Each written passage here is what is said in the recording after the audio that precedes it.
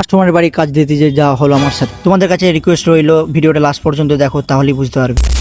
Guys দাঁড়াও শুরু থেকে খুলে বলি। সকালে টিফিন করে বেরিয়ে পড়লাম কাজের দিকে রওনা নিয়ে। রোদের তাপেতে আমার 1 কোটি টাকা সাইকেল নিয়ে প্যাডেল করতে করতে দোকানে পৌঁছানোর মতো একটা কাজ রেডি করে কাস্টমারের বাড়ি ডেলিভারি দিতে গেলাম। কিন্তু গাইজ লোকেশন ভুল দিয়েছে। ভুল দেওয়ার কারণ হচ্ছে কাস্টমারের কাজের মেয়ে পাঠিয়েছিল লোকেশন। কাস্টমারকে কল করে কারেন্ট লোকেশন নিয়ে কাস্টমারের ঠিক টাইমে কাজ পৌঁছে দিলাম।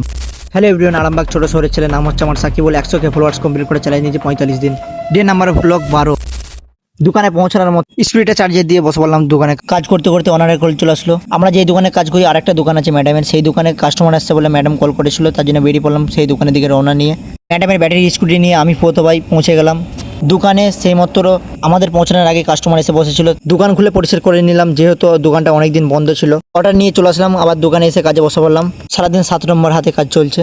কাজ করতে করতেও ভাবছি কিভাবে কি ভিডিও এডিট করা যায়, কি করে ভালো কন্টেন্ট দিয়ে যায়। বেরিয়ে পড়লাম আবার নিজের পার্সোনাল কাজে। বিহারে জ্যাম লেগেছে, আধা ঘন্টা জ্যাম পার করে নিজের নাম এন্ট্রি করে লিফটে করে চলে গেলাম। সারাদিন কাজ বাজ করতে করতে ডেলিভারি দিতে দিতে টায়ার্ড হয়ে গেছি, তার জন্য চলে আসলাম এক্সেস মলে চা খেতে।